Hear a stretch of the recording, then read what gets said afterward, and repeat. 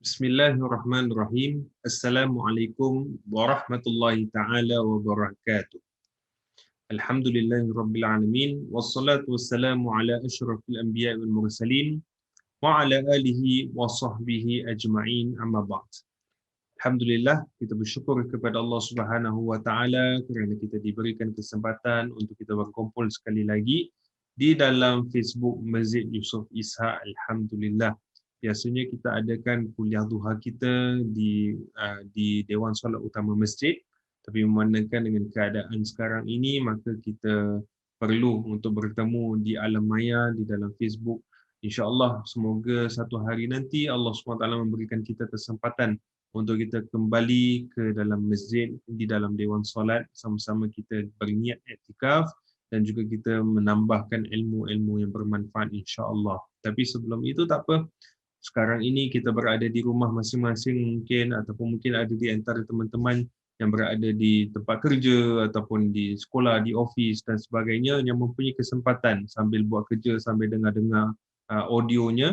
Jadi mari sama-sama kita ambil kesempatan pada kali ini untuk kita mempelajari hadis-hadis Nabi SAW, pengajian yang di mana Nabi SAW cuba sampaikan kepada kita dan diterjemahkan, ditafsirkan, dikongsikan ataupun dibahaskan oleh para ulama kita supaya kita semua mendapat manfaat dan pemahaman daripada hadis yang disampaikan oleh Nabi SAW. Dan seperti mana yang kita tahu semua tuan-tuan sekalian, di mana dalam kuliah saya akan gunakan kitab Al-Wafi Syarah Hadis 40 Imam An-Nawawi rahimahullah taala, yang mana pada minggu lepas kita dah kongsikan hadis yang 34 daripada kitab hadis 40 tersebut, di mana Nabi SAW memberitahu kepada kita, man ra'a minkum munkaran falyughayyirhu biyadihi wa man lam yastati' fa bilisanihi wa man lam yastati' fa biqalbihi wa zalika adhaful iman. Atau kama qala Nabi SAW. Nabi pesan kepada kita, sesiapa sahaja di antara kamu yang melihat kemungkaran, maka ubahlah ia dengan tangan kamu. Kemudian kalau kamu tak mampu, maka ubahlah ia dengan lidah kamu. Kalau tak mampu juga, maka ubahlah kemungkaran tersebut dengan hati kamu. Maka itu adalah serendah-rendah iman. Ini pesan Nabi SAW kepada kita. Jadi pada minggu lepas kita dah kongsi sikit sebanyak tentang idea kenapa Nabi SAW sampaikan mesej tersebut kepada kita dan bagaimana kita perlu reflektkan diri kita untuk kita apabila kita melihat kemungkaran dan bagaimana caranya untuk kita mengubah kemungkaran tersebut. Jadi pada hari ini kita akan menelusuri lebih mendalam sikit menggunakan kitab Al-Wafi Syarah Hadis 40 Imam An-Nawawi rahimahullah taala, di mana perbincangan daripada penulis kitab, mualliful kitab, di mana dia membincangkan tentang hadis ini. Apakah maksud zalika adhaful iman, apakah maksud man ra'a minkum munkaran dan sebagainya, dan kita memahami secara lebih mendalam supaya kita dapat mengamalkan, menghapuskan segala kemungkaran yang kita lihat di hadapan mata kita dan bagaimana kita nak berinteraksi dengan orang-orang yang melakukan kemungkaran tersebut.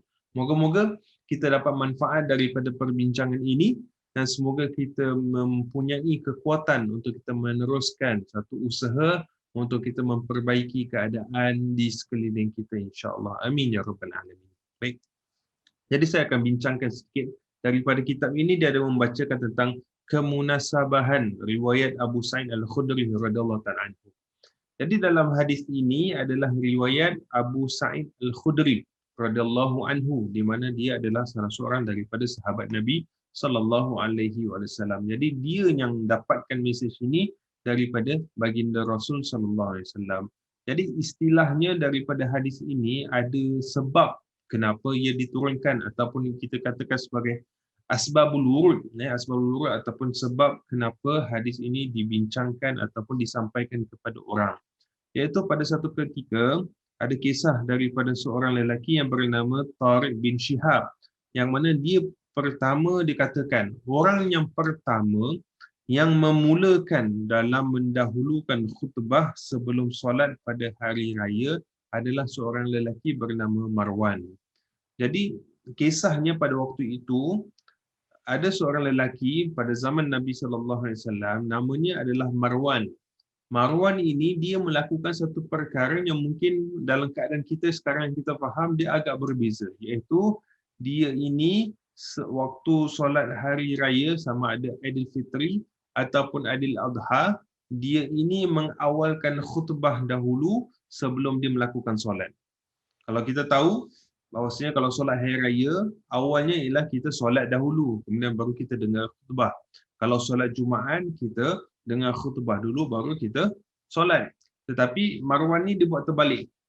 Bila solat hari raya sama ada Aidilfitri ataupun Aidil Adha, dia akan mulakan dengan khutbah dahulu kemudian solat. Apabila perkara itu berlaku, maka seorang lelaki datang kepada Marwan, dia katakan yang awalnya yang sepatutnya adalah untuk solat dulu baru khutbah. Solat dulu baru khutbah. Jadi dia lafazkan perkara itu kepada Marwan. Kemudian Abu Sa'id Al-Khudri kata perkara ini ialah Marwan ni adalah orang yang kira melanggar, istilahnya melanggar sunnahnya. Jadi orang yang menegur tersebut ialah orang yang mempertegakkan sunnah tersebut, iaitu sunnah Nabi sallallahu alaihi wasallam. Dan dia bukan sahaja mempertegakkan sunnah Nabi daripada sudut solat hari raya tersebut, tapi dia mempertegakkan sunnah daripada sudut dia ini mencegah daripada kemungkaran. Dia mencegah satu perkara yang menyalahi sunnah. Jadi Abu Sa'id Al-Khudri kata, beliau, iaitu lelaki yang menegur Marwan tersebut, telah menunaikan apa yang wajib atas diri beliau, iaitu mengingkari apa yang bertentangan dengan sunnah Rasulullah sallallahu alaihi wasallam. Kemudian Abu Sa'id Al-Khudri berkata hadis ini, aku mendengar daripada Nabi sallallahu alaihi wasallam, man ra'a minkum munkaran ila akhir hadis.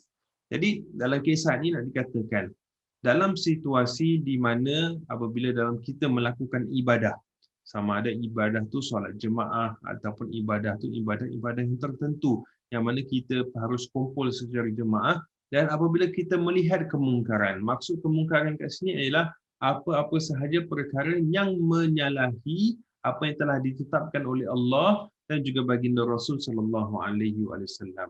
Mungkin contoh sebagai contoh, kalau kita dalam solat, tuan-tuan puan-puan sekalian, apabila kita dalam solat, tiba-tiba bila imam dah berada dalam rakaat yang keempat, apabila dah tahiyat akhir, tiba-tiba dia melakukan satu perkara yang berbeza, iaitu sepatutnya dia kena duduk dalam tahiyat akhir, tapi dia bangun kemudian dia sambung lagi rakaat yang kelima ataupun rakaat yang keenam dan sebagainya. Jadi itu adalah menyalahi sunnah dalam kita melakukan solat. Okay, menyalahi peraturan yang telah ditetapkan oleh Allah dan juga baginda Rasul sallallahu alaihi wasallam. Jadi kita sebagai seorang makmum pada ketika itu mempunyai tanggungjawab untuk merubah ataupun mencegah perkara tersebut daripada diteruskan. Ataupun mungkin apabila kita mendengar seseorang itu membaca Al-Quranul Karim, tapi bacaan Al-Quranul Karim itu berbeza daripada apa yang kita tahu dan apa yang ada dalam ayat-ayat tersebut. Contohnya mungkin dia baca surah Al-Fatihah, tapi dia baca surah Al-Fatihah, dia baca terbalik. Contohnya dia mula daripada ayat yang ke-7, kemudian terus ke-6 dan sebagainya. Dia tak baca dengan Alhamdulillahirrabbilalamin, tapi dia baca dekat bawah dulu, baru dia naik atas. Jadi ini dia melanggar daripada sunnah kebiasaan kita membaca Al-Quran. Ataupun mungkin dia salah baca ayat dan sebagainya, kita melihat dan juga kita mendengar kemungkaran tersebut, maka mempunyai tanggungjawab untuk kita cuba mengubahnya. Jadi kat sini kisahnya ialah seorang lelaki yang bernama Marwan yang menyalahi sunnah yang diajarkan oleh Nabi SAW, iaitu untuk solat dahulu kemudian baru baca khutbah ketika solat hari raya Aidilfitri ataupun Aidil Adha. Apa yang dia lakukan ialah dia khutbah dulu baru dia solat. Jadi seorang lelaki datang tegur kepada Marwan, dan Abu Sa'id Al-Khudri kata orang ini, orang yang menegur Marwan itu telah menegakkan apa yang diperintahkan oleh Nabi sallallahu alaihi wasallam. Dalam riwayat Imam Al-Bukhari dan juga Imam Muslim pula, dia berkata, Abu Sa'id Al-Khudri radhiyallahu ta'ala anhu adalah orang yang telah menarik tangan lelaki itu dan berkata kepadanya. Jadi dalam riwayat yang lain daripada Imam Al-Bukhari dan juga Imam Muslim rahimahullah taala, lelaki tersebut yang menegur Marwan itu bukan sahaja dia cakap, tapi dia menarik Marwan daripada melakukan perkara tersebut. Jadi dalam bab ini dikatakan dia ini telah mencegah kemungkaran dengan tangan dahulu, iaitu dengan tangannya dia menarik, dia kata ni salah, ini tak betul. Yang biasa sunnahnya yang Nabi ajar ialah kita solat dulu baru kita baju khutbah. Jadi maknanya dia tarik tangan dia.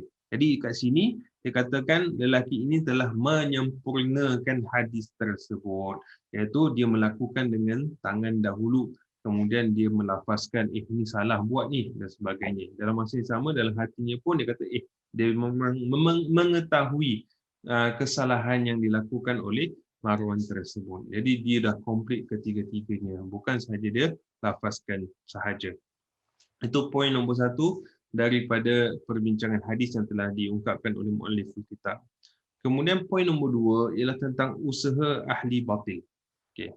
Usaha ahli batil ini ialah dalam kehidupan kita ni kita akan biasa melihat hak dan batil itu perkara yang berlawanan, perkara yang seiringan juga. Maksudnya kat sini macam mana?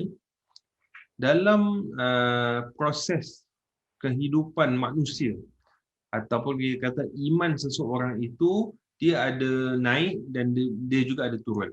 Al-iman yazid wa yanqus.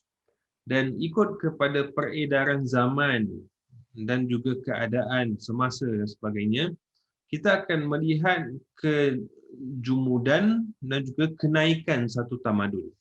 Okay? Daripada satu tamadun yang maju, tamadun itu boleh jatuh, turun, kemudian akan naik satu tamadun yang baru, kemudian tamadun itu akan jatuh, turun, kemudian akan ada dinasti yang baru, kemudian dinasti itu akan turun dan seterusnya. Jadi kehidupan dunia ini secara purata dia akan naik turun, naik turun, naik turun. Sekarang ini kita contoh semua tengah naik, satu masa kita akan turun. Sekarang ni mungkin kita katakanlah kalau dari sudut kesihatan, sekarang ni kita tengah turun sebab tengah musim COVID-19 kan. Kalau dulu iman kita always naik je sebab hari-hari dapat datang masjid, dapat dengar kuliah, ceramah dan sebagainya. Tapi sekarang ni mungkin menurun sebab mungkin peluang tak ada untuk datang ke masjid ataupun keadaan tak mengizinkan untuk kita berada dekat dalam masjid. Jadi mungkin dari statusnya turun dari sudut kesihatan dan sebagainya. Jadi dia satu hari nanti dia akan naik balik. Dan that is the normal. That is the norms of our life, of our society. Bagaimana ia berputar dalam kalangan kehidupan kita. Jadi bila kita cakap tentang naik dan turun ini, perkara yang hak dan perkara yang batil juga begitu. Ada masa hak itu lebih ditinggikan, ada masa batil itu ditinggikan. Ada masa iman seseorang itu tinggi melambung, ada masa iman seseorang itu rendah dan lemah. Jadi zaman berzaman orang akan bertukar, satu keturunan akan bertukar dengan keturunan yang lain. Satu empire akan berubah dengan empire yang baru. Orang-orang yang memimpin satu kaum dia akan menukar kepada pemimpin yang baru dan sebagainya. Jadi nak dikatakan dari sudut hak dan batil ataupun daripada perkara yang baik dan buruk ini dia pun akan bertukar. Pada awalnya mungkin semua akan melakukan kebaikan, kemudian nanti satu hari akan ada keburukan yang berlaku. Contohnya, dalam satu masa dahulu di mana satu kampung itu atau satu kaum itu tidak ada orang-orang yang melakukan kebaikan, maka Allah akan perintahkan seorang nabi yang berada di kalangan umat mereka itu untuk mengajak mereka mengenali Allah Subhanahu Wa Taala. Maka sebahagian daripada mereka akan beriman kepada Allah, kemudian yang lain akan dihancurkan oleh Allah Subhanahu Wa Taala. Kemudian kaum itu akan habis, akan hancur. Kemudian akan datang pula kaum yang baru yang melakukan kerosakan. Kemudian datang pula seorang nabi untuk berdakwah kepada mereka, kemudian mereka beriman kepada Allah Subhanahu Wa Taala. Kemudian mereka hancur telah pergi. Kemudian datang lagi satu kaum yang baru dan sebagainya. Jadi akan tetap ada orang melakukan kebaikan, kemudian akan ada orang melakukan keburukan, kemudian akan gantikan orang melakukan kebaikan dan keburukan dan sebagainya. Jadi nak dikatakan kat sini dalam kehidupan kita, Okey, sebagai satu pemahaman dalam diri kita bahawasanya kemungkaran akan terus berlaku. Kemungkaran akan terus berlaku sama ada kita inginkan ataupun tidak. Tapi apa yang boleh kita usahakan ialah kita berusaha dan berdoa kepada Allah Subhanahu Wa Taala supaya kita ini bukanlah di kalangan hamba-hambanya yang melakukan kemungkaran tetapi yang memperbetulkan kemungkaran. Itu adalah doa kita. Ya. Tapi adakah kita boleh menghapuskan kemungkaran 100%? Tak boleh. Tak boleh. Sebab itu adalah lumrah kehidupan manusia. Okay. Akan tetap ada orang melakukan satu jenayah, akan tetap orang melakukan satu keburukan. Jadi adanya kita untuk berdakwah, untuk berusaha untuk memperbaiki keadaan. Kalau lah misal kata contoh, semua manusia dekat dunia ini semuanya beriman kepada Allah Subhanahu Wa Taala. Semuanya beriman, semuanya solatnya 5 waktu baik, tidak ada peperangan, tidak ada kekecohan, tidak ada apa orang kata tu peperangan dan sebagainya. Maka kalaulah misal kata keadaan dunia ini terus aman, damai, semuanya orang Islam dan sebagainya, ketahuilah bahawasanya itu pun akan dihancurkan oleh Allah dan dia akan digantikan dengan umat, dengan satu kaum yang melakukan dosa, kemudian dia bertaubat kepada Allah Subhanahu Wa Taala. Jadi ini adalah lumrah kehidupan manusia. Akan ada manusia melakukan kesalahan dan juga kesilapan. Jadi ini adalah satu perkara yang normal. Jadi bila ada orang melakukan kebaikan, akan ada orang melakukan keburukan. Bila orang yang melakukan kebaikan dah tak ada, kemudian keburukan bermaharajalela, akan datang satu kaum yang berusaha untuk mengubahkan keburukan itu menjadi satu kebaikan. Jadi ada dakwah dia. Ada dakwah, ada usaha dia. Jadi akan bila keburukan dia itu berada di atas, maka orang-orang yang mempunyai iman dalam hati akan cuba nak mengubahnya. Kemudian apabila iman dia telah muncul, telah apa orang kata tu, telah meninggi, telah menang, maka akan ada orang yang akan cuba menghapuskan iman tersebut. Maka dia yang mula nak menghasut orang itu daripada menghapuskan segala kebaikan yang ada supaya keburukan boleh naik balik. Kemudian bila keburukan dah naik balik pula, akan ada orang yang mempunyai iman akan berusaha segigih-gigihnya untuk memastikan keburukan itu akan mundur kembali dan seterusnya. Ini adalah satu lumrah kehidupan. Jadi dekat sini saya nak kongsikan hadis Nabi SAW. Hadisnya agak panjang sedikit, okay? Tapi hadisnya berbunyi, "Ma min nabiyyin ba'athahu Allah fi ummatin qabli illa kana lahu min ummatihi hawariyun wa ashabun ya'khuduna bi sunnatihi."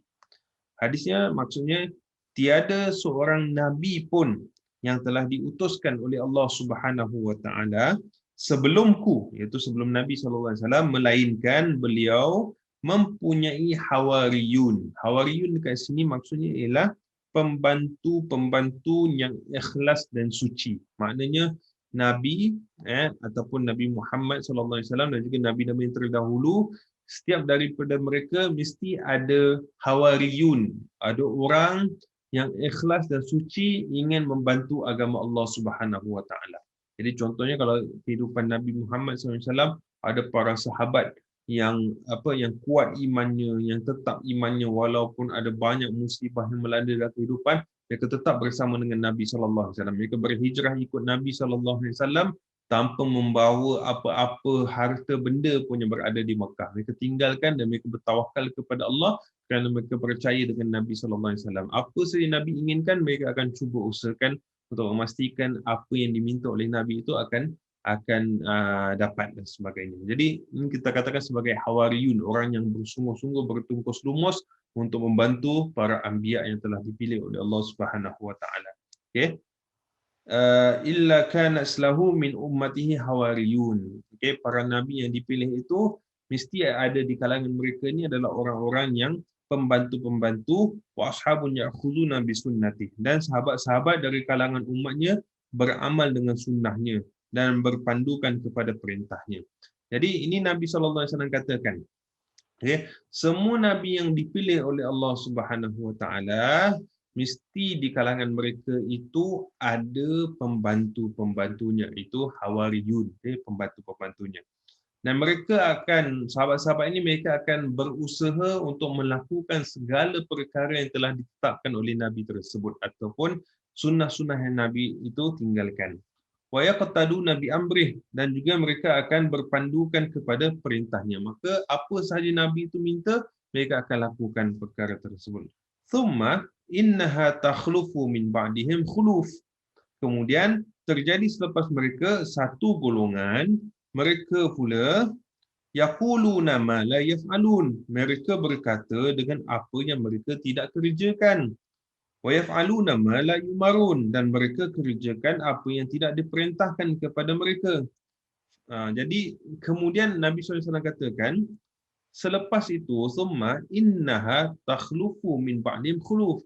Selepas itu akan ada satu golongan ataupun satu kelompok yang berbeza. Mereka ini berkata perkara yang tak sepatutnya dilakukan dan mereka melakukan perkara yang tidak diperintahkan. Maknanya orang yang melanggar sunnah. Jadi hawariyun adalah orang yang mengikuti sunnah Nabi SAW dan juga sunnah para anbiya yang ada yang mereka ikuti. Kemudian selepas mereka itu akan ada satu kaum, satu kumpulan yang melanggar sunnah tersebut, iaitu dia akan berkata perkara yang mereka, iaitu para anbiya dan sahabat-sahabat Hawariyun tidak lakukan, dan juga mereka akan lakukan perkara yang tidak diperintahkan oleh para nabi mereka. Okay? Jadi ini Nabi sendiri dah katakan kepada para sahabat pada ketika itu. Okay? Faman jahadahum biyadihi fahuwa mu'min. Kemudian Nabi katakan, faman jahadahum biyadihi fahuwa mu'min. Sesiapa sahaja yang berusaha gigih, berjihad untuk mengubah perkara tersebut dengan tangannya, fahuwa mu'min. Maka dia ini adalah orang yang beriman. Faman jahadahum bilisanihi fahuwa mu'min. Sesiapa sahaja yang berusaha berjihad untuk mengubahnya dengan tangannya pula, dengan lidahnya pula, maka dia ni adalah orang mukmin. Wa man jahadahum biqalbihi fa huwa mu'min. Dan orang yang mengubahnya dengan hati, maka dia adalah seorang mukmin juga. Walaysa wara'a zalika minal imani habbatu khardal. Atau kama qala. Dan tidaklah ada selepas sedemikian itu iman walaupun sebesar biji sawi. Jadi Nabi SAW dah menjangkakan perkara ini akan berlaku. Orang yang beriman akan diikuti dengan orang yang tidak beriman yang cuba menghapuskan keimanan tersebut ataupun menghapuskan segala kebaikan. Ya? Jadi Nabi kata orang yang datang menghapuskan kebaikan itu, akan ada orang di belakangnya pula yang cuba nak menghapuskan keburukan itu untuk menjadi kebaikan kembali. Jadi ini adalah orang yang akan berjihad untuk menghapuskan segala kemungkaran yang ada. Nabi kata, siapa sahaja yang menghapuskan kemungkaran itu dengan tangannya, maka dia adalah orang yang beriman. Siapa sahaja yang menghapuskan dengan lidahnya, maka dia adalah orang beriman. Siapa sahaja menghapuskan hatinya, maka dia adalah orang beriman dan tidak ada iman selepas itu walaupun sebesar sebiji sawi. Jadi nak katakan lepas tu habuk pun tak ada lah. Jadi nak dikatakan seperti kalau orang ni dalam hati pun dia merasakan kemungkaran itu, okeylah, bolehlah, buat bodoh je lah kan. Tak kisahlah apa yang nak jadi-jadi dan sebagainya. Kalau hatinya sendiri dah rasakan macam gitu, dia mengiyakan seseorang melakukan kemungkaran, maka orang itu tidak mempunyai iman kepada Allah Subhanahu Wa Taala. Okay? Jadi dalam hadis ini nak dikatakan norma kehidupan manusia berubah daripada baik menjadi buruk, daripada buruk menjadi baik. Akan ada orang cuba merubah segala norma yang ada. Jadi kita perlu berusaha berjihad untuk memastikan kemungkaran itu terus hapus daripada kehidupan kita semampu yang mungkin. Okey. Jadi mencegah kemungkaran ini, kita katakan tuan-tuan dan puan sekalian, adalah satu, kita kata, keutamaan, keperluan. Mungkin kita boleh katakan satu kewajipan kita sebagai orang yang beriman yang mana kita perlu lakukan dalam kehidupan kita. Kita tak boleh nak lari daripada mencegah kemungkaran. Okay? Bukan sahaja mencegah kemungkaran tu ialah apabila kita nampak kita terus nak mengubah dengan tangan kita. Tak. Tapi setidak-tidaknya kita perlu tahu bahawasanya perkara itu adalah perkara yang salah dan kita mengharap agar Allah hapuskan kemungkaran tersebut. Itu adalah serendah-rendah iman yang perlu ada dalam hati kita. Iaitu kita tidak suka dengan kemudaratan, dengan keburukan, dengan perkara yang mungkar. Itu adalah tugas kita sebagai orang yang beriman.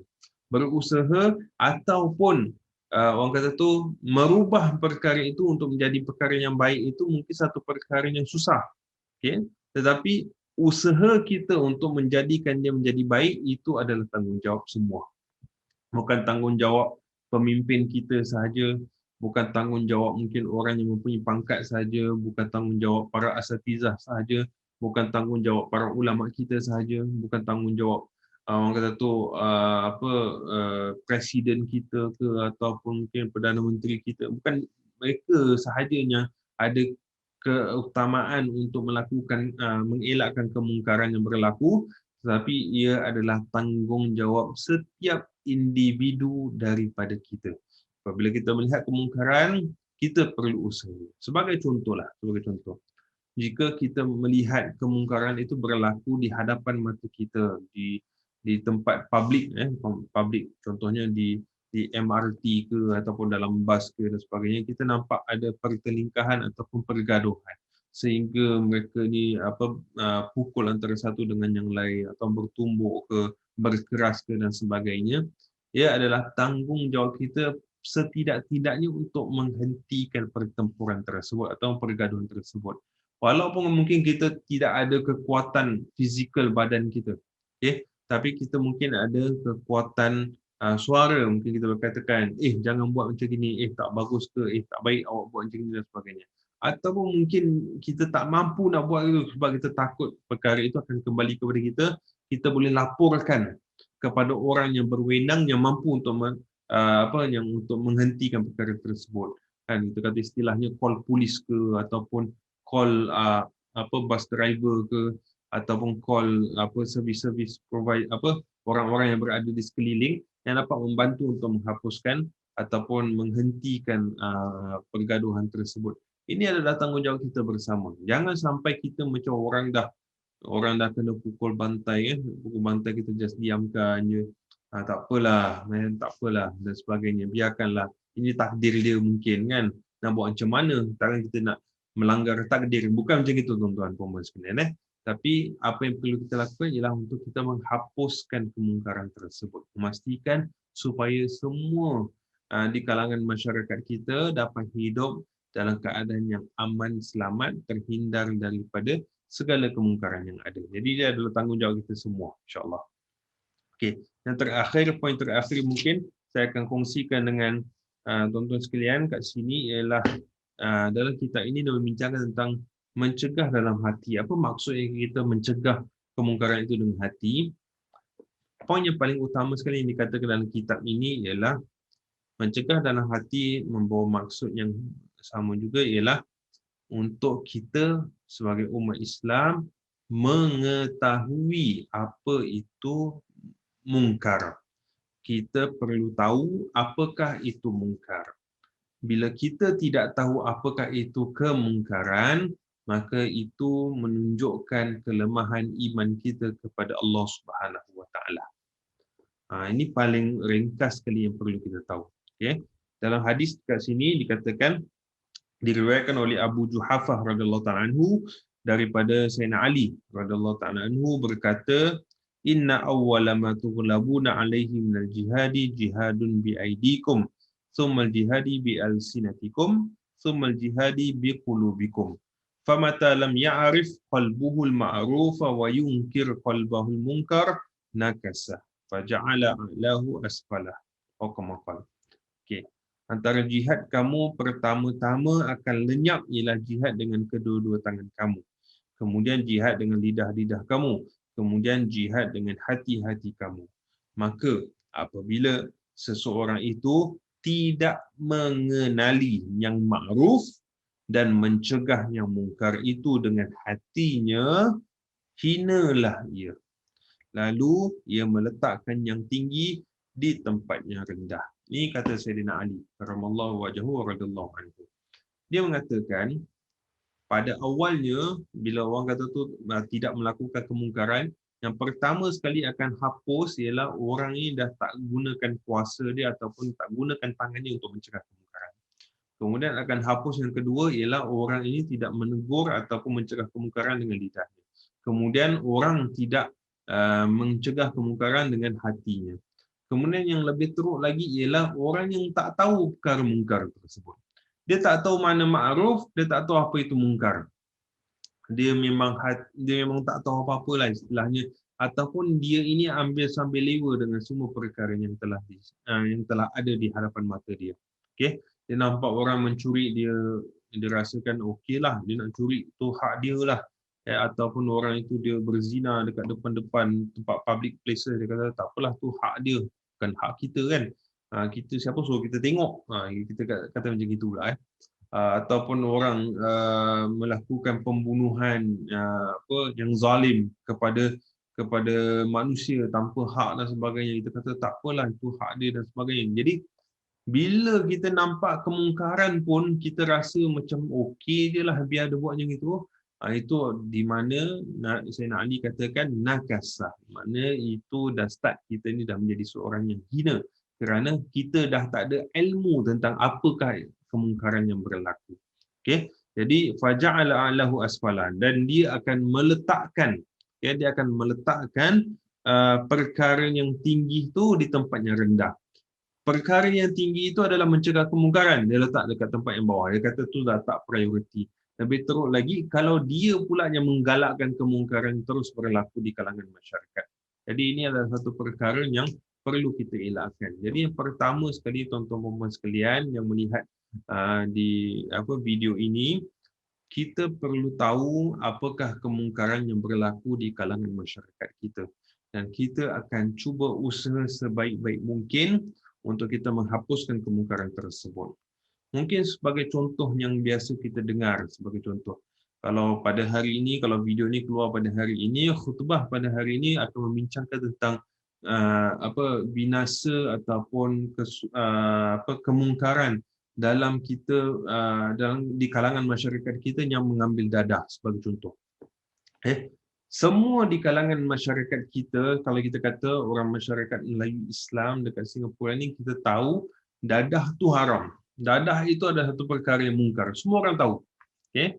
Tetapi apabila kita ini dah tahu perkara itu salah, tetapi kita macam membolehkan perkara itu berlaku di kalangan masyarakat. Tak apalah, kan mungkin dia sekali-sekala ke ataupun sebagainya. Maka ini adalah satu perkara yang perlu kita elakkan, sebab dadah ni bukanlah satu perkara yang kecil, dia satu perkara yang besar yang perlu kita hapuskan di dalam masyarakat kita. Jadi apakah usaha kita apabila kita tahu di kalangan ahli keluarga kita ada terjerumus dalam kemungkaran tersebut, ataupun mungkin jiran tetangga kita yang berada dalam keadaan tersebut, apa yang perlu kita lakukan? Ustaz, saya tak nak sibuk dekat tepi kain orang lah. Ni bukan istilah tepi kain orang. Ni apabila kita dah tahu kemungkaran berlaku di kalangan masyarakat kita, kita perlu lakukan sesuatu. Paling tidak kita tahu tentang definisi ataupun kehancuran yang boleh berlaku apabila seseorang itu terjerumus dalam kancah dadah tersebut.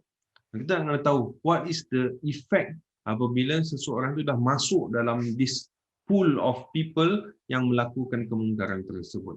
Jadi bila kita tahu, kita nak pastikan anak-anak kita, keturunan kita, saudara mara kita tidak bersama terjerumus dalam kancah tersebut. Dan kita berusaha, sama ada melalui kempen ke, ataupun melalui pendidikan ke, ataupun melalui social media kita dan sebagainya, kita maklumkan kepada orang, benda ni tak baik lah, baik kita cuba hapuskan sebagainya. Apa saja usaha yang boleh kita ada, kita cuba lakukan. Ini adalah serendah-rendah iman kita, iaitu kita acknowledge perkara yang salah dan kita cuba berusaha mengubah perkara tersebut. Tapi kalau kita dah tak acknowledge kesalahan, tak acknowledge satu perkara itu perkara yang mungkar, maka itu menunjukkan kelemahan iman kita kepada Allah Subhanahu wa taala. Wal iyadu billahi min zalik. Moga-moga Allah Subhanahu wa taala memelihara kita daripada segala keburukan-keburukan di dunia ini, dan semoga Allah SWT membantu kita untuk menjadi insan yang dapat membantu masyarakat kita kembali ke jalan yang baik, ke jalan yang benar, ke jalan yang diredai oleh Allah Subhanahu wa taala, dan kita adalah orang di mana kita ni berusaha untuk mencegah kemungkaran berlaku di kalangan masyarakat kita, insya-Allah. Amin ya rabbal alamin. Wallahu taala alam bisawab. Saya rasa saya berhenti di sini dahulu. InsyaAllah jika ada kesempatan kita akan sambung lagi syarah daripada hadis ini, dan kemudian pada minggu-minggu yang akan datang kita akan membaca hadis-hadis yang lain. Kita mendoakan agar Allah Subhanahu wa taala memberikan kita kesempatan untuk kita berkumpul sekali lagi pada minggu hadapan, dan saya ingin galakkan kepada teman-teman sekalian yang melihat video ini untuk kongsikan juga kepada teman-teman yang lain agar lebih ramai lagi orang dapat manfaat daripada ilmu yang disampaikan, insya-Allah. Wallahu taala alam bisawab. Yang baik itu datang daripada Allah Subhanahu wa taala, yang kurang dan yang lemah itu datang daripada kelemahan diri saya yang dhaif. Wabillahi taufik. Semoga kita berjumpa lagi. Wabillahi taufik. Wassalamualaikum warahmatullahi taala wabarakatuh.